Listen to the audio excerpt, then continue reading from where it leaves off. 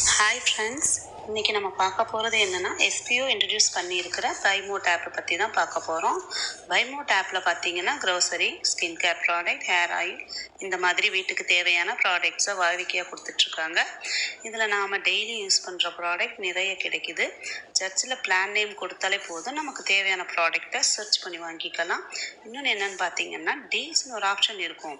அதை கிளிக் பண்ணி போனோம்னா 1000 rupees ப்ராடக்ட் 100 rupees வாங்கிக்கலாம். டீல்ஸில் நிறைய ஆஃபர் கிடைக்குது. வெளியில் போய் எந்த பொருளும் வாங்க தேவையில்லை, வீட்டில் இருந்தால் பர்ச்சேஸ் பண்ணிக்கலாம். நெக்ஸ்ட் லெஃப்ட் சைடில் 3 கோடு இருக்கும். அதில் category wise product list out பண்ணியிருப்பாங்க. அதில் போய் நம்ம ப்ராடக்டை சூஸ் பண்ணி வாங்கிக்கலாம். இவ்வளோ ஃபியூச்சர் இருக்கிற இந்த பைமோட் ஆப்பை நீங்களும் பை பண்ணணும்னு நினச்சிங்கன்னா கீழே டிஸ்கிரிப்ஷன் பாக்ஸில் லிங்க் இருக்கும். அதில் நீங்கள் டவுன்லோட் பண்ணி இந்த ஆப்பை நீங்களே யூஸ் பண்ணிக்கலாம். Thank you friends.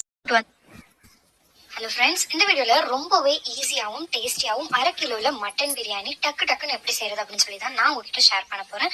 இந்த மெத்தடில் நீங்கள் பிரியாணி செய்யும்போது பார்த்தீங்கன்னா உங்களுக்கு ரொம்பவே ஈஸியாக இருக்கும். நிறைய பேருக்கு பார்த்தீங்கன்னா ஒரு 1/2 கிலோ பிரியாணி பண்ணுறோன்னா அதுக்கு என்னென்ன இன்க்ரீடியன்ஸ் எந்தெந்த அளவில் போடணுங்கிற அந்த ஒரு டவுட் ரொம்ப அதிகமாக வரும். ஸோ எந்த ஒரு டவுட்டும் இல்லாமல் டக்குன்னு ஃபர்ஸ்ட் டைம்லேயே கரெக்டாக பிரியாணி எப்படி செய்கிறது அப்படின்னு சொல்லி தான் இந்த வீடியோவில் நான் உங்ககிட்ட ஷேர் பண்ண போகிறேன். வாங்க எப்படி செய்கிறதுன்னு சொல்லிட்டு பார்க்கலாம்.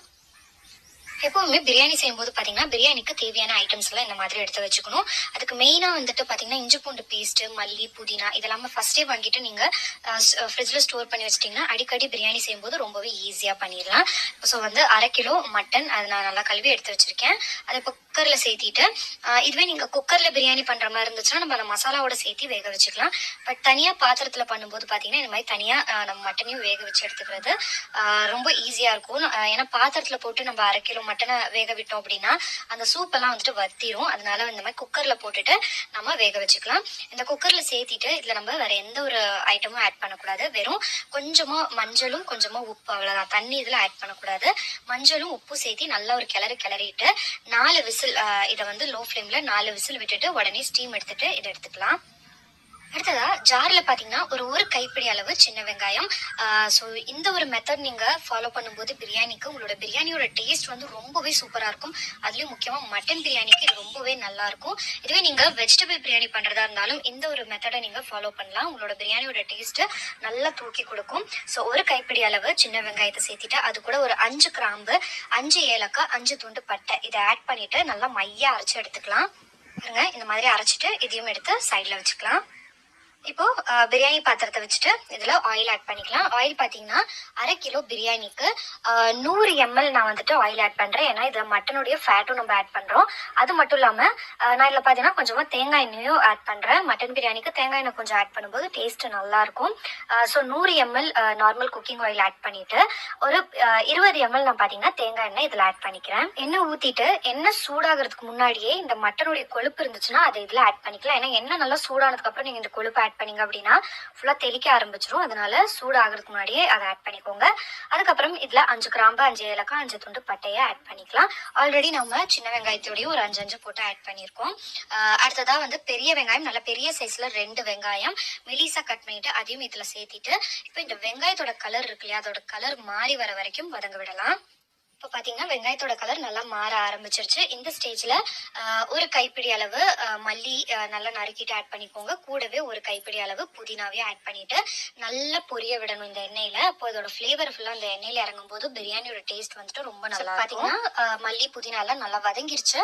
இந்த ஸ்டேஜ்ல நம்ம இதுல இஞ்சி பூண்டு பேஸ்ட் ஆட் பண்ணணும். இந்த குழம்பு கரண்டி இருக்கு இல்லையா, இதுல 1/2 கரண்டி நல்லா அள்ளி 1/2 கரண்டி இஞ்சி பூண்டு பேஸ்ட் ஆட் பண்ணீங்கன்னா 1/2 கிலோ பிரியாணிக்கு கரெக்டா இருக்கும். இதுவே 1 கிலோவா இருந்துச்சுன்னா இந்த கரண்டியில ஒரு கரண்டி ஃபுல்லா அள்ளி நீங்க ஆட் பண்ணீங்கன்னா கரெக்டா இருக்கும். இது கூடவே நாம அரைச்சு வச்ச அந்த சின்ன வெங்காய பேஸ்ட் இருக்கு இல்லையா, அதையும் சேர்த்துட்டு நல்லா ஒரு கிளறிடலாம். இப்போ இந்த இஞ்சி பூண்டு சின்ன வெங்காயம் இதோட அந்த பேஸ்டோட பச்சை ஸ்மெல் எல்லாம் போற வரைக்கும் நல்லா கிளறிக்கலாம்.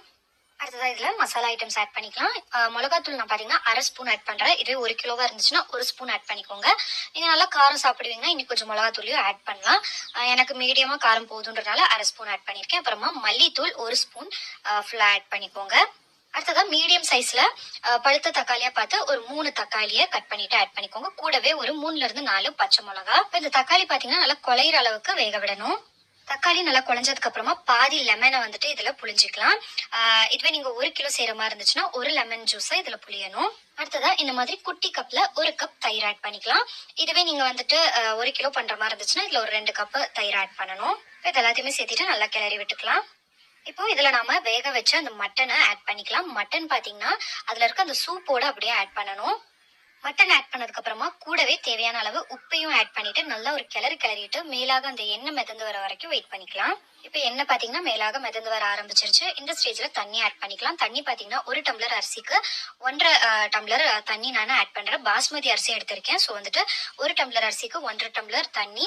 அண்ட் அரிசியை பாத்தீங்கன்னா பாத்திரத்தை அடுப்புல வைப்போம் இல்லையா, அந்த டைம்ல தண்ணியில வந்துட்டு கழுவிட்டு நம்ம அப்படியே ஊற விட்டுறணும். இப்போ நம்ம இந்த தண்ணி ஊத்துறப்போ என்ன பண்ணணும்னா அந்த ஊற வச்ச அரிசியை ஒரு ஜல்லடையில போட்டுட்டு அந்த ஊற வச்ச தண்ணியை ஃபுல்லா வடிய விட்டுட்டு அதுக்கப்புறமா நம்ம இந்த தண்ணி கொதிக்கும் போது அந்த அரிசி இதுல ஆட் பண்ணிக்கலாம். அப்பதான் பாத்தீங்கன்னா தண்ணியோட அளவு நமக்கு கரெக்டா வரும். நீங்க அப்படியே எடுத்து அரிசி அள்ளி போட்டீங்கன்னா தண்ணி அளவு வந்துட்டு அதிகமாயிரும். அப்புறம் உங்களுடைய அந்த பிரியாணி பாத்தீங்கன்னா குழைய ஆரம்பிச்சிரும். இந்த மாதிரி தண்ணி கொதிக்க ஆரம்பிச்சதும் நம்ம அரிசியை இதுல ஆட் பண்ணிக்கலாம். அரிசியை சேர்த்திட்டு லைட்டா ஒரு கிளறிட்டு இந்த தண்ணி வத்துற வரைக்கும் வெயிட் பண்ணலாம். இப்போ பாத்தீங்கன்னா தண்ணி லைட்டா வத்த ஆரம்பிச்சிருச்சு. இந்த ஸ்டேஜ்ல லைட்டா அடியில இருந்து ஒரு கிளறு கொடுத்துட்டு இப்போ சின்ன அடுப்பு இருக்கும் இல்லையா, அதுல வந்துட்டு லோ ஃபிளேம்ல மேல ஒரு வெயிட் வச்சுட்டு தம்முக்கு விட்டுறலாம். தம்முக்கு விட்டு கரெக்டா ஒரு 10 நிமிஷம் அப்படியே விட்டுறலாம். அவ்வளவுதாங்க, சூப்பரான 1/2 கிலோல மட்டன் பிரியாணி ரெடி. ஸோ இதுல நீங்க நான் சொன்ன அதே மெத்தட் ஃபாலோ பண்ணி பண்ணும்போது பாத்தீங்கன்னா உங்களுக்கு இதுல ஒரு கன்ஃபியூஷன் கூட இருக்காது. ரொம்பவே பெர்ஃபெக்டா வரும். இதுல ஒரு மிஸ்டேக் கூட வராது. ஸோ கண்டிப்பா நெக்ஸ்ட் டைம் பிரியாணி இந்த மாதிரி ட்ரை பண்ணி பாருங்க. ட்ரை பண்ணி பார்த்துட்டு எப்படி இருந்ததுன்னு சொல்லுங்க. மறக்காம நம்மளோட சேனலுக்கு சப்ஸ்கிரைபும் பண்ணி வச்சுக்கோங்க.